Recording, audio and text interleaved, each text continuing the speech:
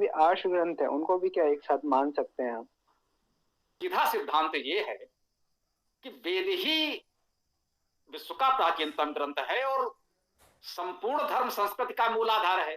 कम से कम भारतीय धर्म संस्कृत सनातन धर्म का मूलाधार तो वेद है ही, इसमें किसी को संदेह तो नहीं है, इसको कोई नकारता तो नहीं है। अब वो कहते नहीं वेद के साथ ये भी है, जी बिल्कुल है। हम पुराण को भी नहीं नकारते, हम बिल्कुल कहते हैं हम पुराण को भी नहीं नकारते। पुराण विपुल साहित्य है और उसमें बहुत सी उपयोगी सामग्री है। तो ये हमें मानना है कि जब धर्म की बात आएगी तो धर्म का प्रमाण केवल और केवल वेद है। यदि कोई कहे कि ईश्वर में कौन कौन से गुणकर्म स्वभाव हैं, तो ये निर्णय वेद से ही होगा, किसी भी अन्य ग्रंथ से नहीं होगा। वो ब्राह्मण नारायण या उपनिषद दर्शन आदि आदि जो भी ग्रंथ हैं, उसे आर्ष ग्रंथ कहें, आचार्य ग्रंथ कहें, कोई ग्रंथ कहें, और समाज अपनी शब्दावली में बोले, दूसरे लोग अपनी शब्दावली में बोले, हम किसी की शब्दावली में नहीं जा रहे, हम सीधे कह रहे हैं कि जब भी अध्यात्म धर्म के विषय में कोई प्रश्न उठेगा तो उसमें प्रमाण केवल और केवल वेद को माना जाएगा। अब रह गई बात अन्य ग्रंथ, तो भाई अन्य ग्रंथ हैं, अच्छे ग्रंथ हैं, व्यास ग्रंथ हैं, आचार्य ग्रंथ हैं, अनेक ग्रंथ हैं, भारत के ग्रंथ हैं। मैं कहता हूं विश्व भर में विभिन्न भाषाओं में अनेक उत्तम साहित्य है, अच्छे ग्रंथ हैं, उनमें जो अच्छी बातें मिले आप ले लीजिए। आधुनिक तकनीक जो है हम कहते हैं कि हमारा धर्म दर्शन भाषा व्याकरण बहुत उत्तम है, गणित ज्योतिष सब बहुत उत्तम है, पंचांग अति श्रेष्ठ है, परंतु तकनीक के मामले में तो सत्य है जो यंत्र उपकरण आज उन्होंने बनाए हैं, अब उनकी जानकारी लेनी है तो वही ग्रंथ हमारे लिए प्रमाण है भाई। अगर यंत्र उपकरण का आपको विकास करना है तो उनकी खोजों के जो भी उनके खोज करता है, उन्होंने जो ग्रंथ लिखे हैं, यदि हम उनको सम्मान नहीं देंगे, नहीं पढ़ेंगे, नहीं, हम तो नहीं मानते, तो ठीक है आप बैलगाड़ी पे चलते रहो, आप कबूतर से संदेश भेजते रहो, मत मानो उनको। तो स्वाभाविक है जो जिस विषय का महत्वपूर्ण ग्रंथ है वो उस विषय का शास्त्र कहलाता है और उस विषय में उसकी प्रामाणिकता है। भौतिक शास्त्र में भौतिक शास्त्री का ग्रंथ ही माना जाएगा। हमें रसायन शास्त्र की जानकारी चाहिए तो किसी उत्तम रसायन शास्त्री का ग्रंथ जो होगा उसी को प्रमाण माना जाएगा, तभी भैया हम विकास कर पाएंगे। अन्यथा बात वही आ जाएगी ना कि फिर आप बैलगाड़ी पर चलो और कबूतर से संदेश भेजो, सारी तकनीक को नकार दो, क्योंकि वो तो सब यूरोप के ईसाइयों के देन है। तो ये कोई अच्छी बात नहीं है। धर्म के विषय में जब जिज्ञासा होगी, धर्म का जब कोई प्रश्न उठेगा, तो वैसे तो संपूर्ण मानव जाति के लिए सत्य है, परंतु चलिए कम से कम सनातन धर्म के लिए तो है ही कि वेद ही हमारा मूलाधार है, वेद ही ग्रंथ है, वेद को ही प्रमाण माना जाएगा, इसमें कोई संदेह नहीं है। अन्य ग्रंथों में भी उपयोगी सामग्री है, ऐसा नहीं कि अन्य ग्रंथ हमें पढ़ने ही नहीं है। ब्राह्मण नारायण या उपनिषद दर्शन से लेकर रामायण महाभारत और पुराणों तक सब में बहुत महत्वपूर्ण जानकारी है। हमारी चर्चा कहीं हो रही थी, ऐसे कुछ आर्य समाज के लोग थे, तो मैंने कहा भाई आप एक आर्य समाज के विद्वान का नाम बताइए जिसने पुराणों का उपयोग किए बिना प्राचीन भारत का इतिहास लिखा हो। नहीं संभव है। यदि आपको प्राचीन भारत का इतिहास लिखना है तो आपको पुराणों का उपयोग करना पड़ेगा। प्राचीन भारत का इतिहास और भूगोल पुराणों में ही विस्तार से हमारे पास उपलब्ध है।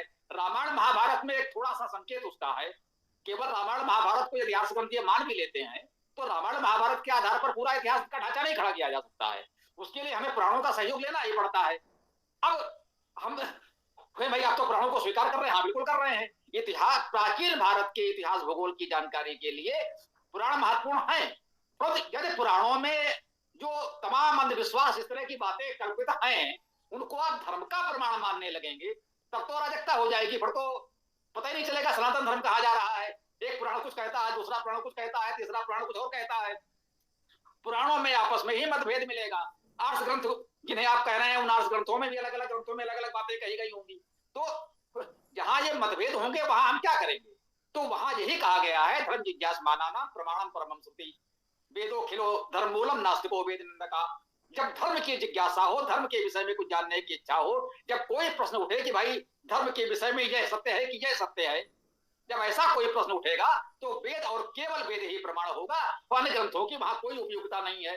परंतु प्राचीन भारत का इतिहास भूगोल जानने के लिए हमें पुराण का भी सहयोग लेना पड़ेगा, रामायण महाभारत को हमें देखना पड़ेगा, ब्राह्मण आरण्यक उपनिषद ग्रंथों से भी हमें कुछ जानकारी मिलेगी, ऐसे अनेक ग्रंथों से हमें जानकारी मिलेगी, तभी हम प्राचीन भारत का इतिहास और भूगोल लिख पाएंगे, अन्यथा नहीं लिख पाएंगे।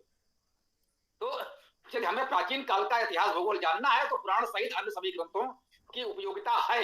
अब व्याकरण जानना है तो व्याकरण के ग्रंथ पढ़ने होंगे, लेकिन मान लीजिए कि व्याकरण के किसी ग्रंथ में कोई बात जैसे भी ऐसी आ गई हो जो वेद के विपरीत है, कुछ धर्म के बारे में, किसी ईश्वर के गुणों के बारे में कुछ ऐसी बात कह दी गई हो जो वेद के विपरीत है, तो आप कहें कि साहब आप इन व्याकरणाचार्य को नहीं मानते, ये तो इतने महान है, इन्होंने ऐसा लिखा है। अरे भाई, लिखा होगा, वो व्याकरण के प्रमाण है, व्याकरण के विषय में उनकी बात अवश्य मानिए, लेकिन धर्म का प्रमाण केवल वेद है, उसे मत मानिए।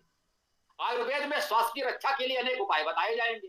हो सकता है उसमें आपको कहीं आयुर्वेद के ग्रंथों में मांसाहार या कुछ इस प्रकार की अनेक बातें हैं, उसमें अंडा और मांस और उनके सबके गुण भी लिखे होंगे, कुछ लोग करते हैं। अब आयुर्वेद का कार्य है आपके स्वास्थ्य जीवन की रक्षा करना। उसने बता दिया भैया ऐसी परिस्थिति में इसके अंडे में, इसके मांस में, इसके दूध में ये गुण होते हैं, आप चाहो तो उपयोग करो। इसका अर्थ तो ये नहीं हुआ कि आयुर्वेद के किसी ग्रंथ में यदि ये लिखा है, कौन साहब फलाने आयुर्वेद के ग्रंथ में लिखा है तो ये तो हमारा धर्म हो गया।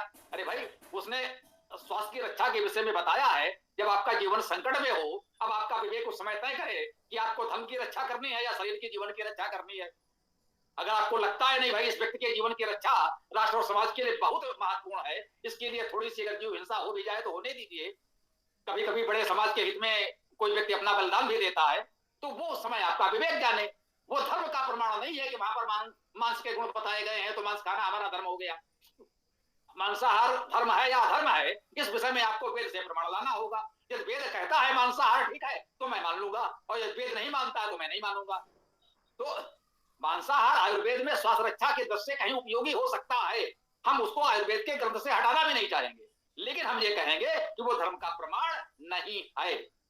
तो ये हमें अंतर समझना है, धर्म का प्रमाण केवल वेद है और अन्य ग्रंथ उस विषय के प्रमाण है, तो उस विषय में उसकी जानकारी आप अवश्य ग्रहण करें।